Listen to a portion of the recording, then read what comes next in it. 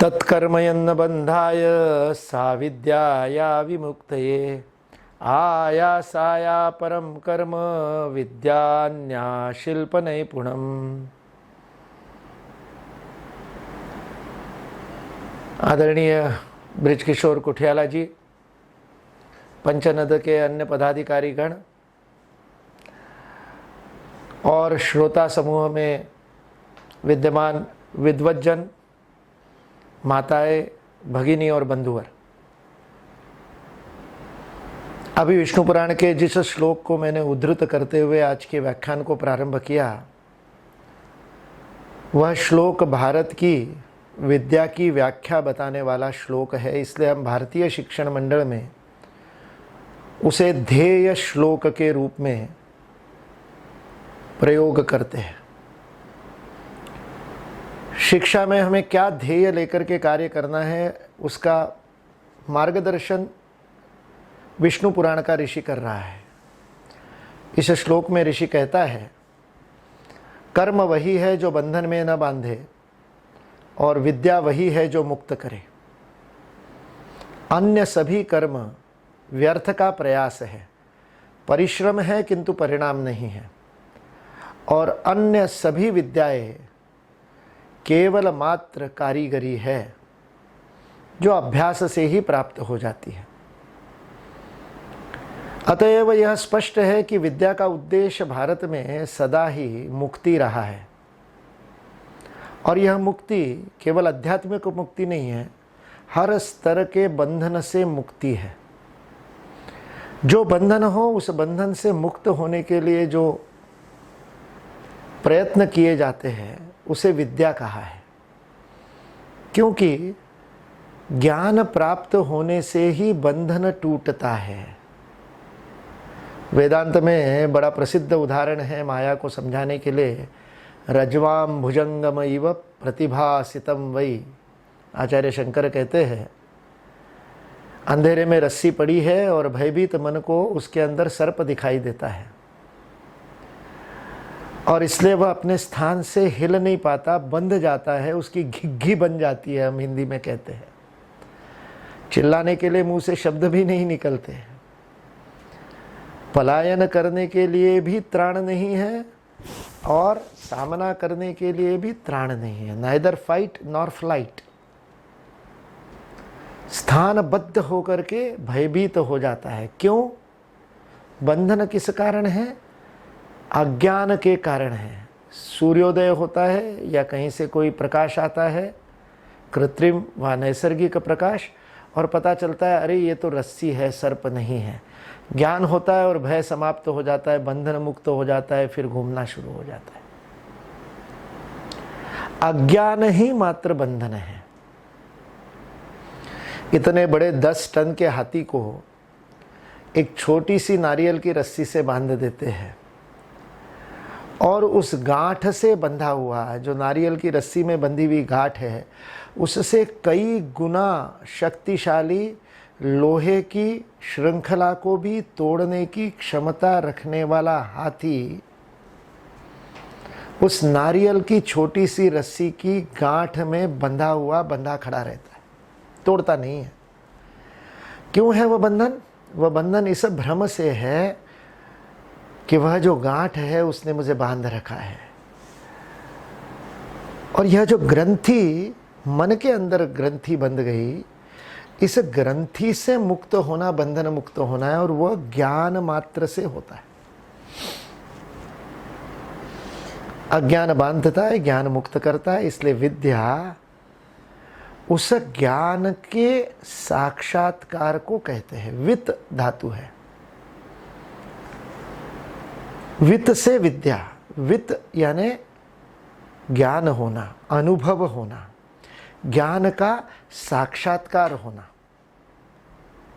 कोई प्रदान कर रहा है और हम प्राप्त कर रहे हैं, यह उपदेश हो सकता है, वह सूचना हो सकती है, वह जानकारियां हो सकती है, किंतु ज्ञान की तो अनुभूति करनी होती है।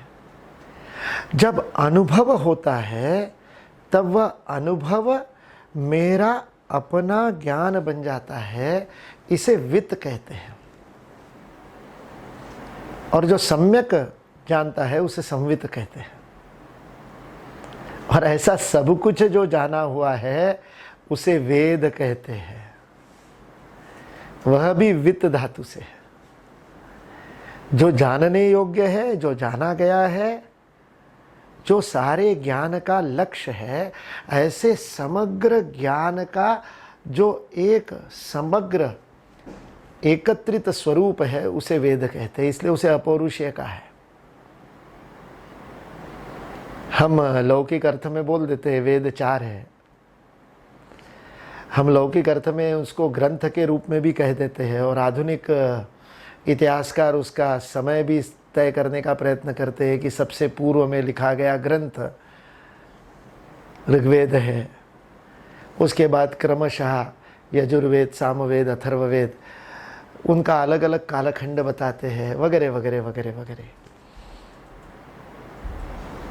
किंतु भारतीय दृष्टि में वेद कोई पुस्तक नहीं है, कोई ग्रंथ नहीं है।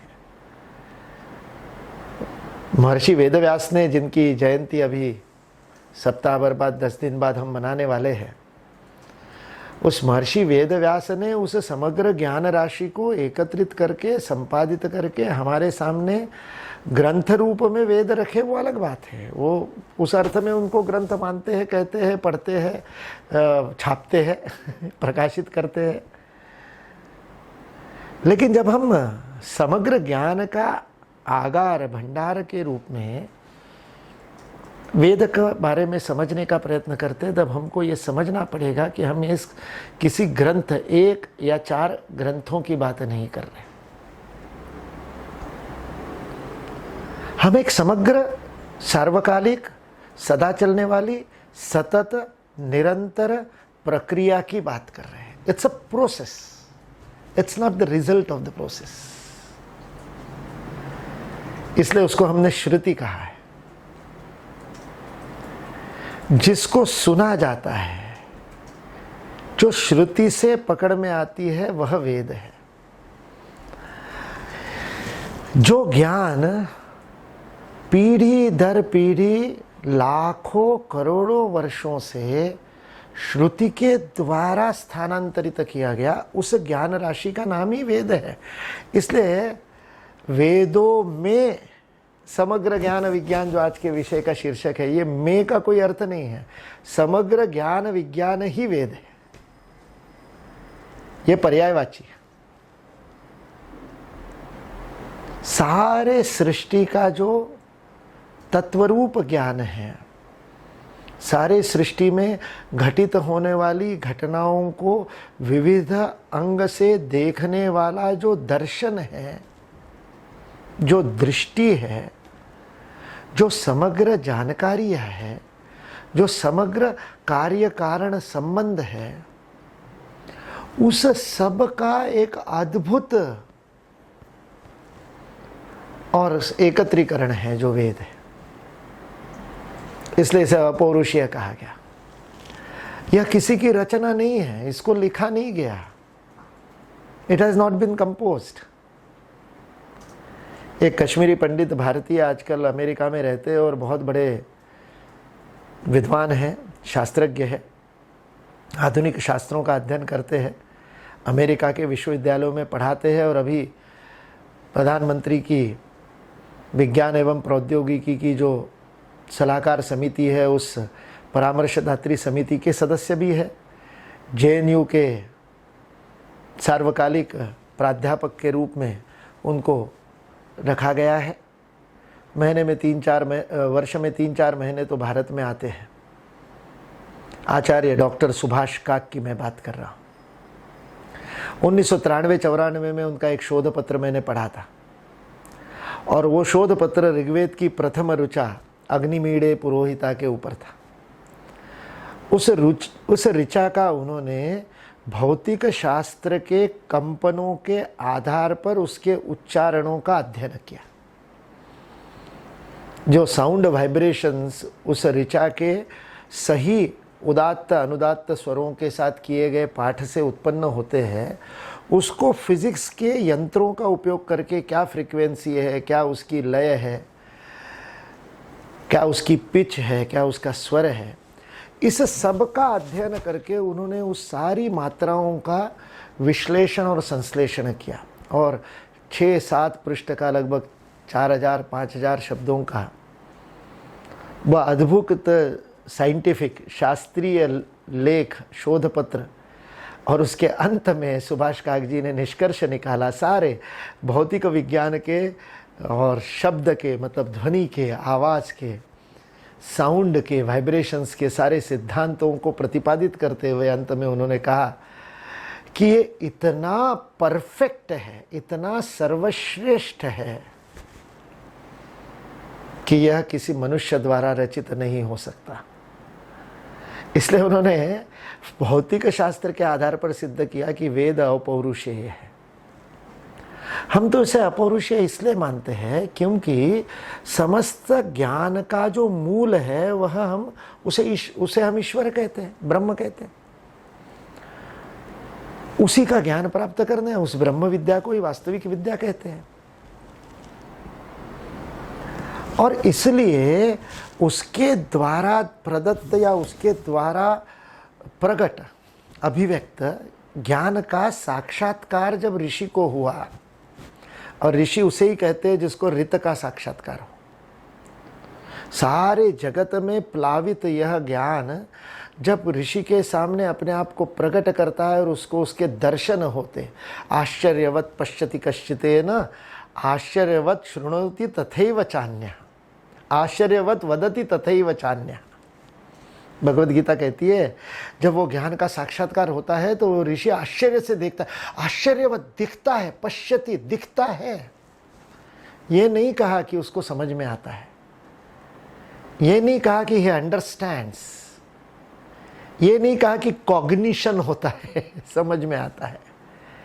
क्या वह ऐसे स्पष्ट दिखाई देता है जैसे आंखों के साथ में चक्षुर्वै सत्य, हस्तामल कहा, हाथ में लखे हुए और आंवले की तरह स्पष्ट दिखाई देता है। और जब उसको दिखाई देता है तब उसी आश्चर्य के साथ वह बोलता है, अरे सुनो भाई, शृण्वन्तु विश्वे अमृतस्य पुत्र आए धामानि दिव्यानि तुत्सु, अरे सुनो सुनो मेरी बात सुनो, तुम अमृत के पुत्र हो। वह ऋषि बोल उठता है। ये जो ज्ञान का साक्षात्कार अपने आप को प्रकट किया मंत्र के रूप में, ऋचाओं के रूप में, अर्चना के लिए पद्धति के रूप में, उपासना की विधि के रूप में, यज्ञ की विधि के रूप में, देवताओं के सूक्तों के रूप में, स्तोत्र के रूप में, ऐसे विभिन्न पद्धति से यह अनुभूति जन्य ज्ञान का जो प्रकटीकरण हुआ है उसे वेद कहते हैं। इसलिए उसको अपौरुषेय कहा। वह उस ऋषि की रचना नहीं है, मंत्र की रचना नहीं की, इसलिए मंत्र रचयिता ऋषि नहीं कहा, मंत्र दृष्टा ऋषि कहा। इसलिए वेदों में ज्ञान विज्ञान की चर्चा करते समय वेद की जिस परिभाषा को या जिस व्याख्या को या जिस समझ को लेकर के मैं आपसे चर्चा कर रहा हूं, वह मैं आपके सामने स्पष्ट करना चाहता हूं। इसलिए वेद के 4 ग्रंथ लेकर के बैठ गए और उन 4 ग्रंथों का अनुवाद हिंदी, अंग्रेजी, पंजाबी, गुजराती, मराठी किसी भाषा में पढ़ लिया उन मंत्रों का, और उस आधार पर फिर हमको सारा ज्ञान भी मिल जाएगा, विज्ञान भी मिल जाएगा, फिजिक्स में मिल जाएगा, केमिस्ट्री भी मिल जाएगा, बायोलॉजी भी उसमें ढूंढ लेंगे, इलेक्ट्रॉनिक्स भी मिल जाएगा और क्वांटम फिजिक्स भी मिल। अगर इस दृष्टि से आप सोच रहे हैं तो आप वेदों की समझ नहीं लेकर के बैठे। वेद ग्रंथ नहीं है, मैक्स मुल्लर के द्वारा किए गए अनुवाद या सायणाचार्य के भाष्य का मैक्स मुल्लर द्वारा किया गया अनुवाद, उस अनुवाद से अंग्रेजी, अंग्रेजी से जर्मनी, जर्मनी से और किसी भाषा में अनुवादित होकर के उस आधार पर और विज्ञान की खोजें विश्व ने की, ऐसा यदि अतिरंजित कोई दावा करता है तो मैं उसकी बात यहाँ पर करने के लिए नहीं बैठा। भारतीय जीवन दृष्टि को समझे बिना वेद को नहीं समझ सकते, क्योंकि वेद भारत की जीवन दृष्टि को परिभाषित करता है, पोषित करता है, रक्षित करता है, पालता है। आज भी भारतीय समाज में वह धर्म दृष्टि, वह जीवन दृष्टि, वह त्याग दृष्टि, वह भोग दृष्टि, यदि आज भी भारतीय जीवन में यदि हमको दिखाई देती है, जीवंत दिखती है, तो वह वेद के कारण है। हमारे यहाँ एक बोला जाता है, वेदे च लोके च, जो वेदों में है वह लोक में है। वेद में विद्वानों के द्वारा समझ करके, अनुभूत करके उसको प्रकट किया गया और श्रुति के द्वारा उसके पाठ की रक्षा की गई, पीढ़ी दर पीढ़ी रक्षा की गई, इतने आक्रमणों के मध्य रक्षा की गई, इतने ग्रंथालय जला दिए। बख्तियार खिलजी ने जब नालंदा को जलाया तब कहते कि 6 महीने तक ग्रंथालय जल रहा था। कितनी ग्रंथ राशि होगी, जल गई। गांठ बांधी थी, वो गांठ बांधी हुई जल गई। ज्ञान को ग्रथित किया था, ज्ञान को गांठ में बांध करके, कोडिफाई करके हम उसको उकल सके, हम उसका साक्षात्कार, वही अनुभूति जो विश्वामित्र को हुई थी गायत्री के दर्शन के समय है, ओम भूर्भुवः स्वः के दर्शन के समय उस मंत्र दृष्टा ऋषि को जो अनुभूति हुई, जप के द्वारा, सही पाठ के द्वारा उस अनुभूति का साक्षात्कार जब मुझे होता है, तब गायत्री मंत्र मुझे समझ में आता है। भू का अर्थ क्या, भुव का अर्थ क्या, स्व का अर्थ क्या, धी का अर्थ क्या, ये हिंदी में, पंजाबी में, अंग्रेजी में अनुवाद करने से गायत्री मंत्र समझ में नहीं आता। गायत्री मंत्र का पुरस्चरण करके उसको सिद्ध करना पड़ता है, और सिद्ध तब होता है जब मुझे उस मंत्र में ग्रंथित, बांधी गई, कोडिफाइड अनुभूति ज्ञान की जो विश्वामित्र को हुई थी, वही जिस दिन मुझे होगी, उस दिन गायत्री मंत्र सिद्ध होगा। यह वेद के ज्ञान को उकलने का, डिकोड करने का, वेद की ज्ञान राशि को अनुभव करने का यही एकमात्र माध्यम है। ये आधार लेकर के आगे का विषय हमको समझना पड़ेगा।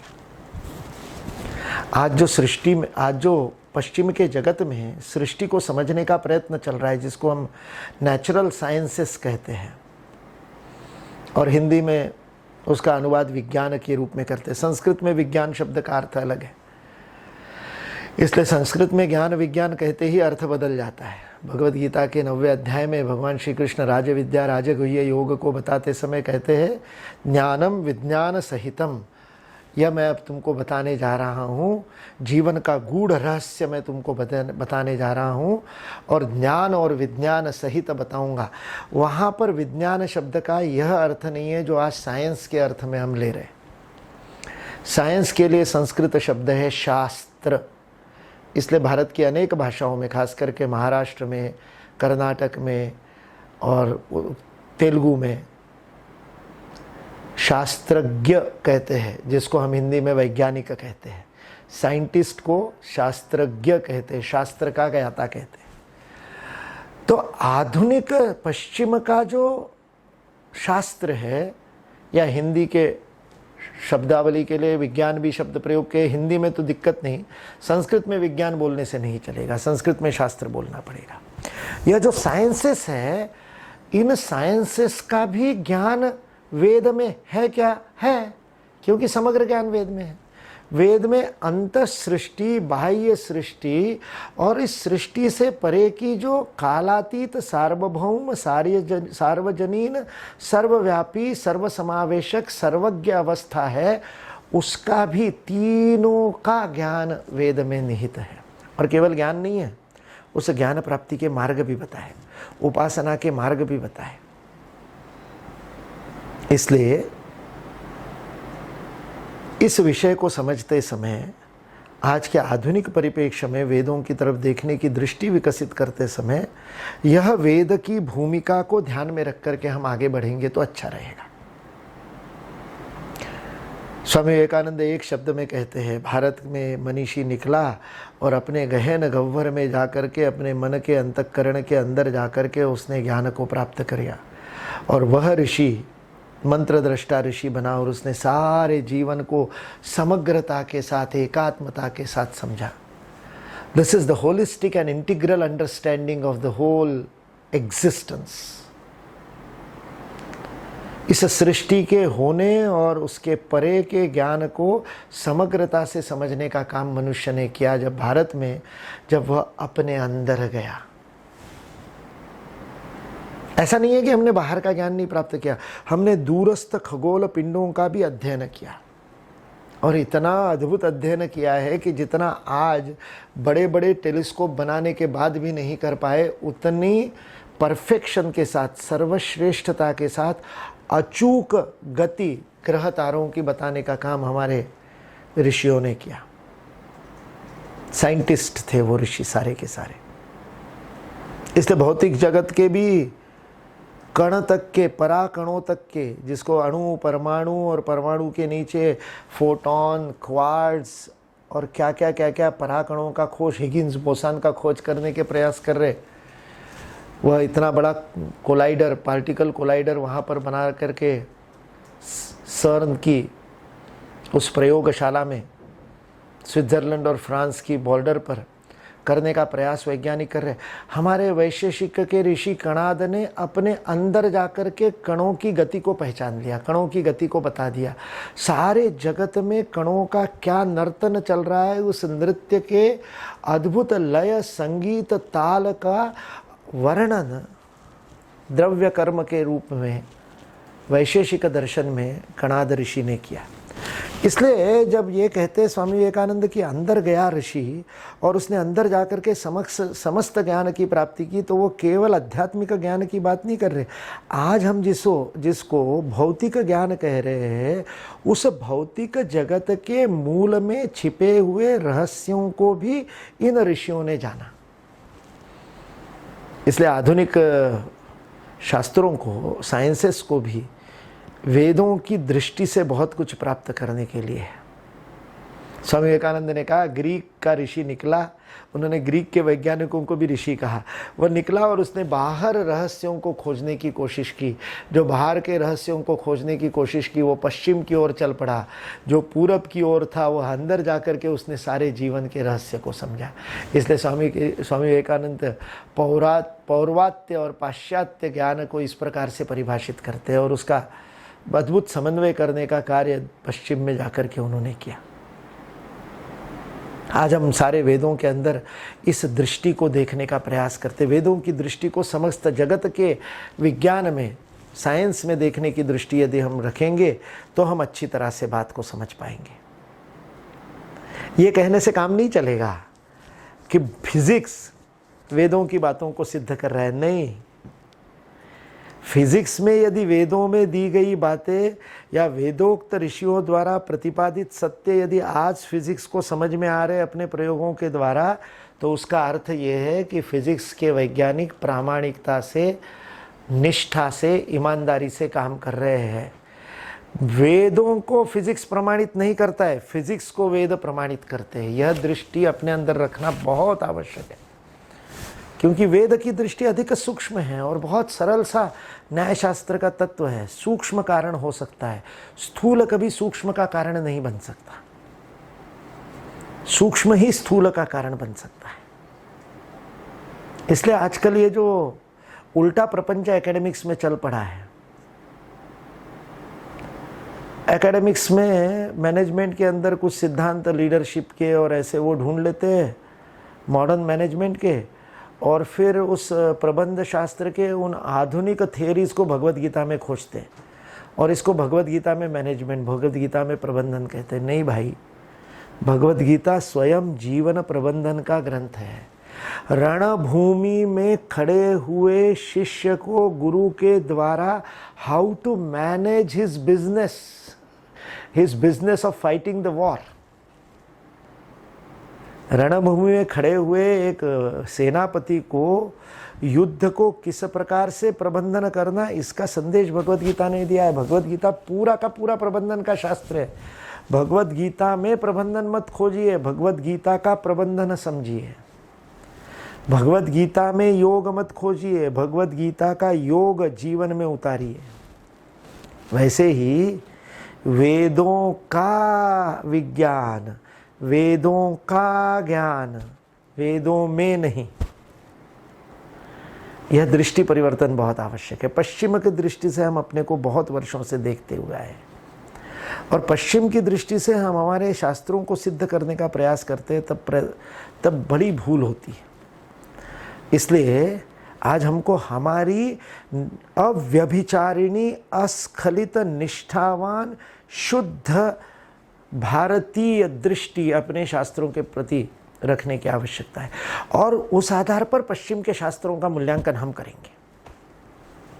हमारे वैशेषिक के विद्वान अनुभूति के आधार पर तय करेंगे कि फिजिक्स सही दिशा में जा रहा है कि नहीं जा रहा है।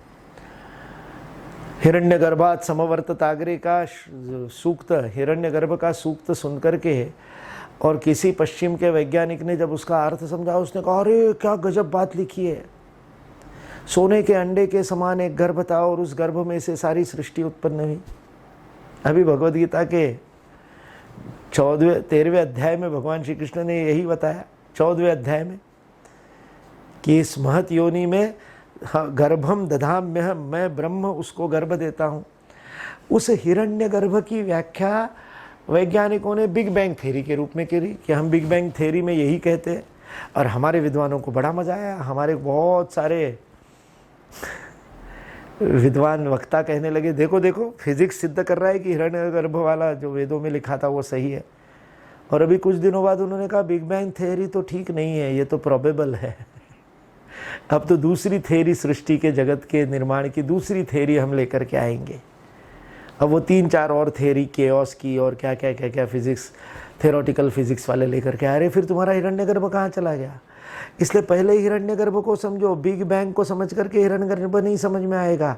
हिरण्यगर्भ को समझोगे तो बिग बैंग थ्योरी की त्रुटियां भी समझ में आ जाएगी। क्या त्रुटि समझ में आएगी?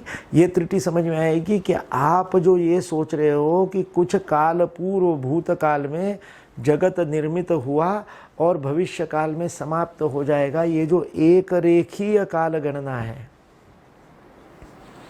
ब्रीफ हिस्ट्री ऑफ टाइम में स्टीफन हॉकिंस, जिसको आधुनिक न्यूटन भी कहा जाता था, अभी कुछ वर्ष पूर्व ही उनका शरीर शांत हुआ। जीवन भर व्हील चेयर में बैठे रहे, बोलना भी नहीं आता था, शरीर से दिव्यांग थे। उसके बाद भी कल्पना से पूरे जगत को समझने का उन्होंने प्रयत्न किया। 90 के दशक में उनकी पुस्तक आई ब्रीफ हिस्ट्री ऑफ टाइम, काल का संक्षिप्त इतिहास। हिंदी अंग्रेजी सभी भाषाओं में उपलब्ध है, अवश्य पढ़नी चाहिए। मंगवा करके पढ़िए, PDF डाउनलोड करके पढ़िए, लेकिन पढ़िए ज़रूर।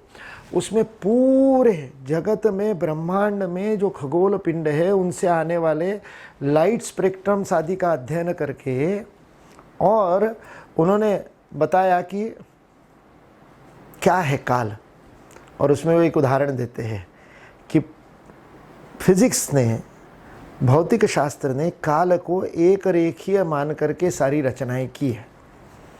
इसलिए उन्होंने वो एंट्रोपी की भाषा बताते हुए कि डेल्टा H, बहुत लोगों ने याद किया होगा कि जैसे जैसे किसी भी सिस्टम में, किसी भी व्यवस्था में जैसे जैसे ऊर्जा बढ़ती है वैसे वैसे उसका प्रसारण होते जाता है और प्रसारण होने के कारण वो विघटित होती है। उन्होंने उसके लिए उदाहरण दिया कि एक और मेज़ के ऊपर चाय का कप रखा हुआ है, किसी के धक्के से वो नीचे गिरता है और टूट जाता है। यदि इसकी वीडियो रिकॉर्डिंग की जाए तो नीचे गिरते हुए, टूटते हुए कप को आप वापस जुड़ता हुआ देख तो सकते हैं यदि उस रील को उल्टा घुमा दिया एडिटर ने तो, लेकिन प्रत्यक्ष जीवन में टूटा हुआ कप वापस जुड़ करके ऊपर जा करके नहीं रह सकता। इसलिए मन का यह जो एक संकीर्णता है, मर्यादा है, सीमा है, जिसमें मन काल को एक दिशा में ही समझ पाता है, इस मन की बाधा से बाधित होकर के सारा का सारा फिजिक्स इस एक रेखीय काल गणना में फंसा रह गया। और इसी एक रेखीय काल गणना के कारण से अनेक बातें आज के फिजिक्स में एज्यूम करनी पड़ती है, मान करके चलना पड़ता है। ये मैं नहीं कह रहा हूँ, मैं तो कोई फिजिक्स का विद्वान भी नहीं हूँ, थोड़ा सा अध्ययन किया है समझने के लिए, लेकिन ये स्टीफन हॉकिंस कह रहा है कि ये द्विआयामी, 2 डायमेंशनल एंड लीनियर अप्रोच, इसके कारण सारी गड़बड़ हुई। क्योंकि जब तीसरा आयाम मिला एक्स और वाई के साथ जब जेड एक्सिस जोड़ दिया गया और जब जीवन त्रिआयामी हो गया, तो त्रिआयामी हो गए ही ये बहुत सारे द्विआयामी जो संदर्भ थे वो समाप्त हो गए। और आगे चल कर के स्टीफन हॉकिंस कहता है, जब वैज्ञानिकों ने तीसरे आयाम के परे जाकर के चौथे आयाम को खोजने का प्रयत्न किया, can there be the fourth dimension, तब वैज्ञानिकों को पता चला the fourth dimension is infinite dimension. जो चौथा आयाम है वह अनंत है। हमारे यहाँ उसके लिए शब्द है तुरीय अवस्था, कालातीत अवस्था, स्वप्न जागृत सुषुप्त से परे, सत्व रज तम से परे, त्रिगुणों से परे जो गुणातीत अवस्था है उसको तुरीय अवस्था कहा। द फोर्थ डायमेंशन इज तुरीय अवस्था। तुरीय का अर्थ ही फोर्थ है। द फोर्थ डायमेंशन इज तुरीय अवस्था। और वो जो तुरीय अवस्था है वह अनंत है, अनादि है, अनंत है, अजय है, अमर है, अविनाशी है, अव्यय है। इन्हीं विशेषणों से उसके बारे में बताया जाता है। ब्रीफ हिस्ट्री ऑफ टाइम में फिजिक्स वहीं पर आ रहा है। हजारों हजार वर्षों से हम यही बात कहते आ रहे हैं। और फिर मन में लड्डू मत फूटने दीजिए, देखो फिजिक्स ने वेदों को सिद्ध किया। नहीं नहीं, फिजिक्स सही दिशा में आ गया क्योंकि उसने वह बात कही जो वेदों में कही है। हम तो काल को चक्र ही कहते आए। हमने काल को कभी एक रेखीय कहा ही नहीं, और वृत्त भी नहीं कहा। 2 डायमेंशनल वृत्त नहीं, कागज पर खींचा हुआ गोल नहीं, पृथ्वी के गोल के समान गोल। इसलिए काल चक्र की बात की। चक्र की 2 गतियां होती है। एक तो ऐसे ऐसे घूमता है तो वह उसके पेरीमीटर पे घूमेगा, अक्ष के ऊपर घूम करके पेरीमीटर पे जब घूमेगा उसकी परिधि पे, तो पहिए के समान, किसी रथ के पहिए के समान आगे की ओर गति करेगा। किंतु उसकी परिधि पर किसी एक बिंदु पर खड़ा करके उसको गोलाकार घुमाओगे तो वह भंवरे के समान भी गति करेगा। इसलिए चक्र की दोनों गतियां हैं। चक्र की जैसे एक दूसरे के सामने जाने वाली गति है, उसी प्रकार अग्रगच्छति ऐसी गति है, उसी प्रकार वह पार्श्व गति से भी गोलाकार घूमता है। जैसे पृथ्वी भी दोनों प्रकार से घूमती है। स्वयं के अक्ष पे गोलाकार रोटेट होती है, जिसके कारण दिन और रात होते हैं, और साथ साथ वह सूर्य की चारों ओर परिक्रमा भी कर रही है, प्रदक्षिणा भी कर रही है, जिसके कारण उसकी ये लैटरल और वर्टिकल दोनों जो मूवमेंट है, उसके कारण पूरा कैलेंडर वर्ष बनता है। यह वर्ष और यह जो दिन रात अहोरात्र, यह जो दोनों प्रकार की गति काल को बताती है, वह गति एक रेखीय नहीं है, वह काल का चक्र है। यह काल का चक्र समझने से विज्ञान बदल गया। ब्रीफ हिस्ट्री ऑफ टाइम में वह कहता है space time, the concept of space time has to be spherical. उन्होंने वही शब्द प्रयोग किया, गोल होगा, वो पिंडवत होगा, गोल पिंड के जैसा।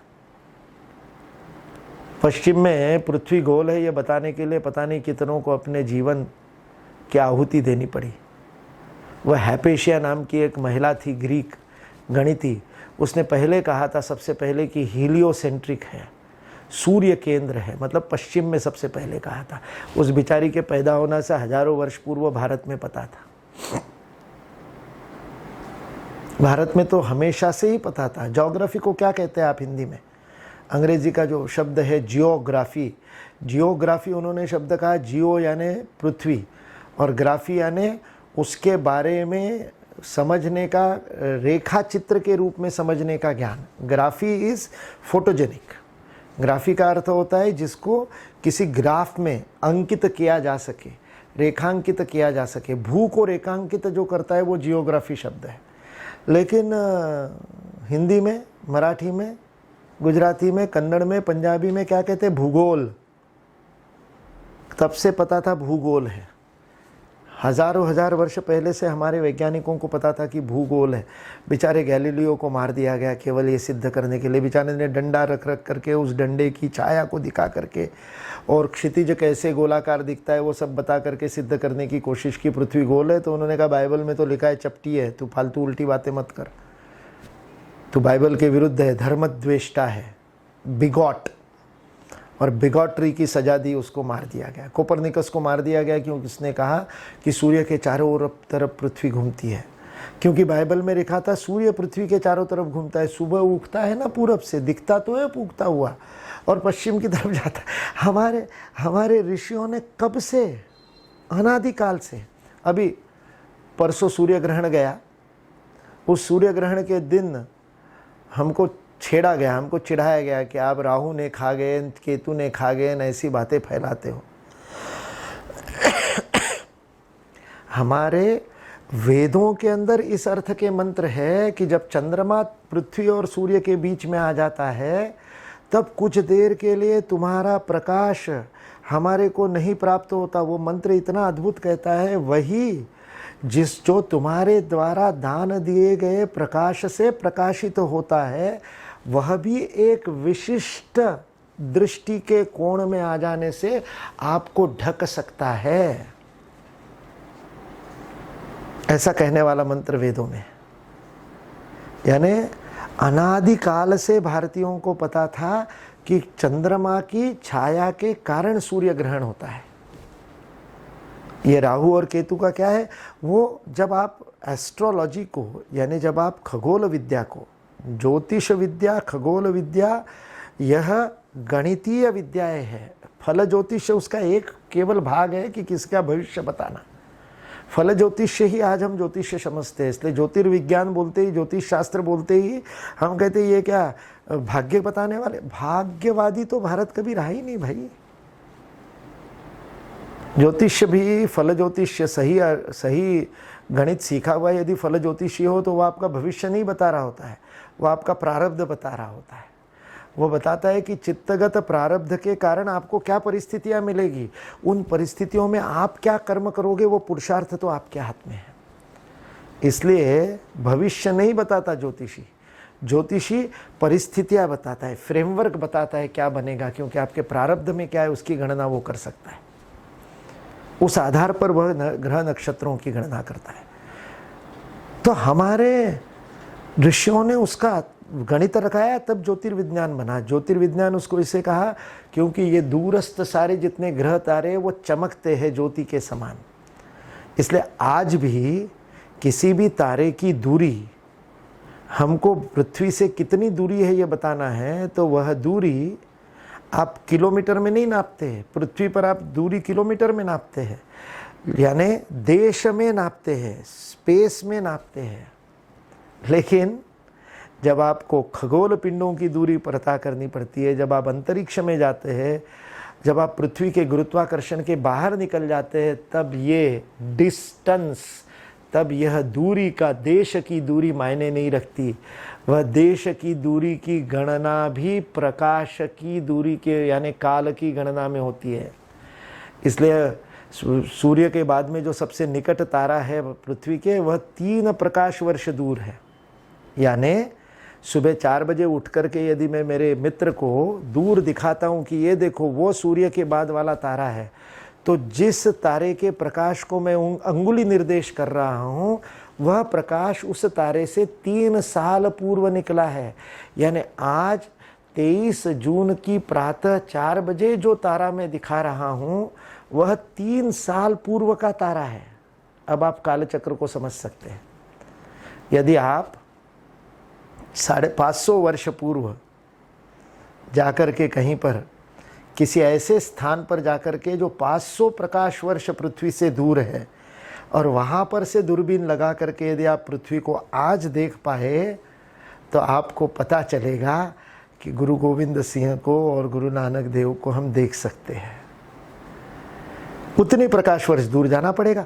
इसका अर्थ यह सृजन, यह सृष्टि जिसको बिग बैंग कह रहे, कुछ साल पूर्व हुआ नहीं। हिरण्यगर्भ का अर्थ है यह सारा ब्रह्मांड ही हिरण्यगर्भ है, जिसका सृजन, पालन और संहार प्रतिक्षण हो रहा है। यह वेद की अत्यंत शास्त्रीय, हिंदी में कहा जाए तो वैज्ञानिक, साइंटिफिक जीवन दृष्टि है।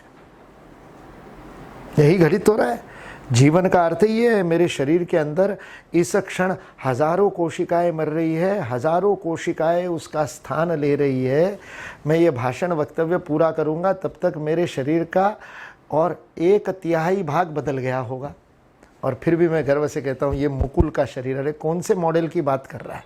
2 साल पहले का मॉडल तो पूरा बदल गया है, एक कोशिका भी वो नहीं बची जो 2 साल पहले थी। और फिर भी 51 वर्ष से यही मेरा शरीर करके हम लिप्त है। क्यों? मृत्योर मुक्षीय मामृतात्, इस त्रयंबकम यजामहे को समझा नहीं। वो त्रयंबक क्या है? वो त्रयंबक यही त्रयंबक है। वो भूभुवस्व क्या है? वो यही भूभुवस्व है, जो होना बाकी है, जो हो गया, जो होने वाला है। चय और अपचय कहा आयुर्वेद ने उसको। इसलिए हमने आयुर्वेद में समग्रता से जीवन को समझा, शरीर को समग्रता से समझा। हमारे लिए शरीर एक स्थिर, स्थूल और ऐसे ठोस चीज़ नहीं है। हमारे लिए शरीर भी प्रवाहमान नदी के समान है। आज विश्व का सबसे महंगा डॉक्टर एलोपैथ नहीं है, मॉडर्न मेडिसिन वाला नहीं है। विश्व का सबसे महंगा चिकित्सक आज एक आयुर्वेदाचार्य है, डॉक्टर दीपक चोपड़ा, जिसका भाषण सुनने के लिए $600 का टिकट निकालना पड़ता है। अभी कुछ दिन पूर्व उसने 2 साल 3 साल पहले गोवा में 2 दिन का एक रिट्रीट लिया था, और उस रिट्रीट के लिए भारत के केवल करोड़पति जा सकते थे, क्योंकि 2 दिन के रिट्रीट का जो मतलब शुल्क था वह 1 करोड़ रुपया था। 1 करोड़ रुपया दे करके 80 लोगों ने 2 दिन का रिट्रीट दीपक चोपड़ा के साथ किया। ऐसे डॉक्टर दीपक चोपड़ा आयुर्वेदाचार्य, उन्होंने बहुत सुंदर पुस्तक लिखी है, क्वांटम हीलिंग उनकी पहली पुस्तक आई जो कैंसर के बारे में थी। बाद में उनकी पुस्तक आई एजलेस बॉडी टाइमलेस माइंड, अद्भुत पुस्तक है। और वो क्वांटम हीलिंग में वो बताते हैं कि your body is a river, जिसका रिवर बेड चैतन्य है, ब्रह्म है। पूरा वेद का ज्ञान आधुनिक भाषा में उन्होंने कहा। कोशिकाएं मरती है, कोशिकाएं जन्म लेती है, अपचय होता है, मरती है, चय जन्म लेती है, चयापचय की प्रक्रिया होती है। जो मॉडर्न मेडिसिन वाले वो जानते हैं। एनाबॉलिज्म, कोशिकाओं का मरना, कैटाबॉलिज्म, नई कोशिकाओं का जन्म लेना, दोनों को मिला करके हम मेटाबॉलिज्म कहते हैं। ये मेटाबॉलिक रेट मेरे थकने का परिणाम है, बेसल मेटाबॉलिक रेट। BMR को काउंट करके पता चलता है कि मैं कितना थका और मुझे कितना आराम मिला। रात भर की नींद में 6 घंटे गहरी नींद लेने के बाद में मेरा BMR, बेसल मेटाबॉलिक रेट 12% कम होता है। और जब 12% कम होता है तो डॉक्टर कहते हैं अच्छी नींद आई। 10 मिनट के शवासन में या 12 मिनट की योग निद्रा में यह BMR 36% घटता है। तो फिर 6 घंटे सोना आवश्यक है क्या, सोच लीजिए। ये सारा का सारा जो आधुनिक शास्त्र है, इस आधुनिक शास्त्र की दृष्टि बदलने की आवश्यकता है। इसलिए वेद के ज्ञान को और विज्ञान को यदि हमको समझना है तो हमको वेद की दृष्टि, वेद की शास्त्र दृष्टि, वेद की एटीट्यूड, वेद का outlook towards science, the scientific outlook of Vedas have to be reestablish. पंचनत का और भारतीय शिक्षण मंडल का काम यह है। आज सारी सृष्टि में, सारी पृथ्वी में तराही तराही मची हुई है।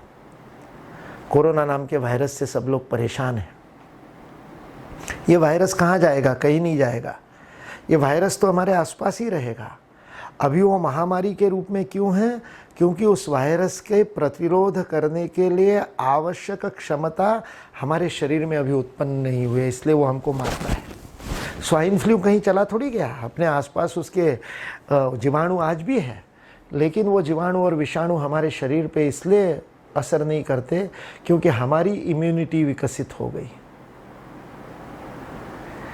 यह जो अपनी आंतरिक शक्ति के विकास की जीवन दृष्टि है, यह जीवन दृष्टि भारत की जीवन दृष्टि है। निश्रेयस के बिना अभ्युदय संभव नहीं। आंतरिक विकास के सिवा भारत का भौतिक विकास संभव नहीं। यह समुत्कर्ष की जीवन दृष्टि वेद की जीवन दृष्टि है। सारे जगत में जो एकात्मता है, जिस एकत्व से सारा जगत जुड़ा हुआ है, जिसको आज विज्ञान समझ रहा है, आधुनिक विज्ञान आज उनको समझ में आता है कि मैक्सिको में कहीं पर ऑयल स्पिल होता है तो अंडमान निकोबार के कोरल्स को उसका डैमेज होता है। कहाँ मैक्सिको और कहाँ अंडमान निकोबार, लेकिन अंदर के अंडर करंट से, अंतर प्रवाहों से सारा सागर एक है। यह दृष्टि विज्ञान को अब समझ में आ रही है। अब विज्ञान समझ पा रहा है कि एक छोटा सा क्वार्ट्स पराकण भी पूरी सृष्टि को अपने साथ लिए बिना हिल नहीं सकता। ऑब्जर्वर बायस का सिद्धांत आ गया, वो बताता है। इसलिए हमको अपनी जीवन दृष्टि बदलनी पड़ेगी। निकोला टेस्ला की जीवन दृष्टि स्वामी विवेकानंद ने बदली जब डेट्रॉइट में 7 दिन उसके साथ रहे। उसको उपनिषद की जीवन दृष्टि दी और उसको फिजिक्स नए ढंग से दिखने लगा। तब जड़ और चेतन के बीच का संबंध उसको समझ में आया। जब फिजिक्स को आकाश तत्व नहीं पता था और उसकी जगह कुछ ईथर से सारा जगत भरा हुआ है ऐसा फिजिक्स मान करके चल रहा था, एजम्पशन, उस समय स्वामी विवेकानंद ने उपनिषदों के सत्य निकोला टेस्ला को बताए, जिस आधार पर आइंस्टाइन ने E=mc² का पेपर लिखा। हेजनबर्ग ने अनसर्टेनिटी प्रिंसिपल दिया कि न्यूटन के जो गति के सिद्धांत है, जो बाह्य स्थूल जगत में काम करते हैं, वह पराकणों के स्तरों पर काम नहीं करते। आप जब छोटे छोटे इलेक्ट्रॉन्स के परे जाकर के जब आपने छोटे कण देखे, तब उसने कहा इन कणों की स्थिति और गति एक साथ नहीं बता सकते। आप नहीं बता सकते कि कौन सा कण कहाँ पर है। वैशेषिक का कणाद बता सकता है, क्योंकि वहाँ पर न्यूटन के 3 गति के नियम है, वैशेषिक के 5 कर्म है, 6 नियम है। 5 कर्मों के वैशेषिक में 6 नियम है। और वो गति के नियम जितने स्थूल जगत पे काम करते उतने ही कण जगत पे भी काम करेंगे, क्योंकि वो समग्रता से देखे गए हैं, केवल बाह्य ऑब्जर्वेशन से, निरीक्षण से नहीं बने। हेजनबर्ग को जब पता चला कि न्यूटन के नियम कणों पर लागू नहीं होते, तब उसको लगा कि मुझे सारी जो शास्त्रज्ञों की, वैज्ञानिकों की जो समुदाय है, साइंटिफिक कम्युनिटी है, वो मुझे मानेगी नहीं, मुझे मना कर देगी। हुआ ना, आइंस्टाइन बेचारा स्ट्रिंग थ्योरी बताते बताते मर गया, तब किसी ने उसकी बात मानी नहीं। और उसके 25 साल बाद उनको समझ में आया आइंस्टाइन सही कह रहा था। ये लय के रूप में काम करते हैं, वेव्स के रूप में, प्रकाश या कण है। उसने कहा दोनों हैं, कण भी है और वेव भी है। नहीं माना लोगों ने, लड़ते रहे। उस समय 2 लड़ाइयाँ थी, एक कण मानते थे, एक वेव्स मानते थे। आगे चल कर के स्ट्रिंग थ्योरी आई, जिसने दोनों थ्योरीज को मिला करके प्रकाश के बारे में बताया। आइंस्टाइन बता करके चला गया, नहीं समझे थे। वैसे ही हेजनबर्ग ने कहा मुझे नकार देंगे यदि मैं ऐसा सिद्धांत बताऊंगा तो। हेजनबर्ग ने फ्रिट्जॉफ कापरा नाम के अन्य एक वैज्ञानिक को दिए हुए अपने साक्षात्कार में बताया, मुझे अनसर्टेनिटी प्रिंसिपल, अनिश्चितता का सिद्धांत पता चलने के बाद भी प्रकाशित करने की हिम्मत, साहस में जुटा नहीं पाया। 1929 में, 1929 में हेजनबर्ग भारत आया। गुरुदेव रविंद्रनाथ ठाकुर के निमंत्रण, हाँ ठाकुर, वो अंग्रेज़ों का किया हुआ टैगोर मत प्रयोग करो, भारतीय नाम प्रयोग करो। गुरुदेव रविंद्रनाथ ठाकुर के बुलावे पर, निमंत्रण पर हेजनबर्ग जब भारत में आया और गुरुदेव के साथ रहा, तब उपनिषदों को उसने समझा, सुना, तो उसको इतना आश्चर्य हुआ। वो कहता है फ्रिट्जॉफ कापरा को, I thought my self crazy and hence I was not publishing my theorem, my new findings about the movement of particles। मैं अपने आप को पागल समझता था। मैं समझता था कि मेरे जैसा पागल को लोग मेरे को पागल कहेंगे, इसलिए प्रकाशित नहीं कर रहा था। जब मैंने उपनिषदों के आइडियाज़ को सुना और समझा तो मुझे लगा these are crazier than me, और इसलिए मुझे ये साहस मिला कि मैं अपने अनसर्टेनिटी प्रिंसिपल को प्रकाशित कर सकूं। उस अनसर्टेनिटी प्रिंसिपल के कारण ही सारा आधुनिक इलेक्ट्रॉनिक डेवलप हुआ, क्वांटम मैकेनिक्स डेवलप हुआ। यदि हेजनबर्ग को उपनिषद साहस नहीं देते प्रकाशित करने का, तो फिजिक्स आज जो वेदों के निकट आया वो नहीं आ पाता। इसलिए वेद दृष्टि से ही फिजिक्स भी आगे बढ़ा है, चाहे निकोला टेस्ला का हो, चाहे आइंस्टाइन का हो, चाहे हेजनबर्ग का हो। आज भारतीय मनीषियों का, भारतीय वैज्ञानिकों का काम है। जगदीश चंद्र बसु ने वनस्पति में प्राण सिद्ध कर दिए, वह आगे धातु में भी प्राण सिद्ध करने वाले थे, लेकिन उससे पूर्व ही उनकी मृत्यु हो गई। 112 वर्ष बाद भी भारत के फिजिक्स के लोग केवल पश्चिम की Galileo, Newton, Einstein, Edison, Tesla, Heisenberg की बातें बताते रहेंगे या जगदीश चंद्र की बसु की बात पर आगे काम करेंगे। और सारा जगत प्राणवान है, प्राणस्येदम वशेत सर्वम त्रिदिवे यत् प्रतिष्ठितम। क्या उपनिषदों के इस मंत्र को फिजिक्स में सिद्ध करने का काम नहीं करेंगे? इसलिए यह सर्वव्यापी चेतना की चिति द्वारा ही जड़ का, चिति का घनीभूत रूप जड़ है। इस उपनिषद की, इस वेद की एकात्म दृष्टि को सभी आधुनिक शास्त्रों में लागू करना यह भारत का काम है।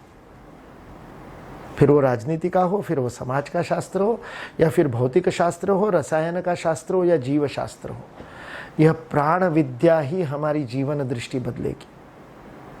इसलिए वेदों में समग्र ज्ञान विज्ञान नहीं, जगत का समग्र ज्ञान विज्ञान की दृष्टि वेद हमको देते हैं।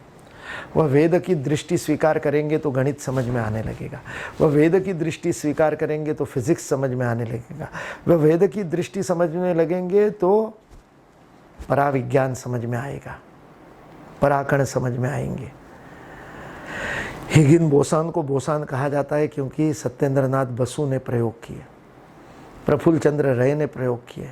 जिन्होंने हिस्ट्री ऑफ हिंदू केमिस्ट्री लिखी वो प्रफुल्ल चंद्र रे, बंगाल केमिकल्स के निर्माता। आज आत्मनिर्भर भारत की बात हम कर रहे, प्रफुल्ल चंद्र रे ने आज से 125 वर्ष पूर्व आत्मनिर्भर भारत की नींव डाली। उस दृष्टि को लेकर के काम करने की आवश्यकता है। इसलिए पंचनद के विद्वानों से, भारतीय शिक्षण मंडल के विद्वान कार्यकर्ताओं से और इस फेसबुक के सजीव प्रसारण को देखने वाले समस्त मनीषियों से मेरा आह्वान है कि वेद की दृष्टि अपनाइए। वेदों का अध्ययन करने की 2 विधियां हमारे पास में। ये मैक्स मुलर का अनुवाद पढ़ना उन दोनों में से एक भी नहीं है, उससे वेद समझ में नहीं आएंगे। एक तो है वेदोक्त विधि से वेद पठन को सीखना, उसके लिए उसके नियम हैं, नियमों का पालन करना पड़ेगा। श्रुति धर्म गुरु को साथ में रख करके श्रुति से अपनी अपनी शाखा के वेद को समझ करके उसको जीवंत रखना, ये एक पद्धति है जिसमें केवल पदाघात और प्राणाघात से अनुभूति होकर के वेदानुभव वेद पठन से मिलता है। उसके कम पाठ, वर्ग पाठ, घन पाठ आदि अलग अलग पाठ है जिसके द्वारा उसको करना पड़ता है। वह वेदों को एक पीढ़ी से दूसरी पीढ़ी में स्थानांतरित प्रसारित करने की विधि हजारों हजार वर्षों से इस देश में चल रही, जिससे वेद जीवंत है। जैसे 12-15 शाखाओं में वेद जीवंत है, और भी कई शाखाएं थी, बेचारे आक्रमणों के समय हम नहीं रोक पाए उनको, लेकिन वेदों को इसी पद्धति से जीवंत रखा है। उसको आज भी रखना आवश्यक है। लोगों ने डिजिटाइज भी कर दिया, सब कर दिया, लेकिन प्राण नहीं होंगे डिजिटाइज। आप वेद पठन करने वालों का ऑडियो विजुअल रिकॉर्डिंग कर लो, वह प्राण नहीं होंगे। आज यदि पंचनद के श्रोताओं के सम्मुख में उपस्थित होता, जैसे कि एक बार आया था चंडीगढ़ में और गुरुकुल शिक्षा पर आपसे चर्चा की थी, आज वैसे ही आपके सामने सम्मुख होता, तो जो प्राण की अनुभूति आप करते, इस ऑडियो विजुअल प्रेजेंटेशन से वह प्राणानुभूति नहीं हो सकती। इसलिए वेद पठन की वो एक तरीका है। और दूसरा तरीका है वेद भाष्य का अध्ययन। दोनों के लिए संस्कृत भाषा सीखनी पड़ेगी। बिना संस्कृत, वेद की संस्कृत, निरुक्त वाली संस्कृत सीखे बिना वेद को नहीं समझ सकते हैं। शिक्षा में दिया गया पाणिनीय उच्चारण सीखे बिना वेद के उदात्त अनुदात्त स्वरों का उच्चारण नहीं कर सकते। उच्चारण नहीं करेंगे तो प्राणाघात नहीं होगा, प्राणाघात नहीं होगा तो पदाघात से कंपन उत्पन्न नहीं होगे, कंपन उत्पन्न नहीं होगे तो ज्ञानानुभूति नहीं होगी। इसलिए पुस्तकों में से वेदों का अर्थ पढ़ने से वेद नहीं समझ में आते, उनको अनुभव करना पड़ता है। मैं आप लोगों के सामने अनुरोध करता हूँ, और ये मत सोचिए अब तो आयु कितनी बची है, अब तो क्या बचा है। जब जागे तब सवेरा। आयु के 60 वर्ष में, आयु के 70 वर्ष में प्रेरणा मिली है तो अभी शुरू कर दीजिए संस्कृत सीखना, कोई कठिन नहीं है। भारतीय जो आपकी मातृभाषा होगी, उस मातृभाषा में न्यूनतम 40 और अधिकतम 80% संस्कृत के शब्द है। तो इतना संस्कृत तो आपको आता ही है पहले से। अब तो केवल उसको बोलने का तरीका सीखना है, केवल आत्मविश्वास लेना है। इसलिए वेदों के समग्र ज्ञान विज्ञान को यदि समझना है तो साधना करनी पड़ेगी, अपने अंदर जाना पड़ेगा। आइए हम सन्नद्ध होकर उस साधना को करें। विश्व प्रतीक्षा कर रहा है। आज कोरोना की त्रासदी के बाद में विश्व भारत की तरफ देख रहा है। बदले हुए विश्व में जीवन जीने की शैली भारत ही बता पाएगा। यह वेदोक्त जीवन शैली है। वह वेदोक्त जीवन शैली को पुनः प्रस्तापित करने का गुरुतर दायित्व, सौभाग्य हमको प्राप्त हुआ है कार्यकर्ता के रूप में। आइए अपने प्रत्येक क्षण का इसके लिए उपयोग करें जीवन में वेद को जागृत करे, वेद के विद्या को समझने का, अनुभव करने का, साक्षात करने के लिए साधना करने का संकल्प ले, ताकि विश्व की मानवता का मार्गदर्शन हम कर सके। इसी प्रार्थना के साथ अपनी वाणी को विराम देता हूँ। जय हिंद, जय भारत।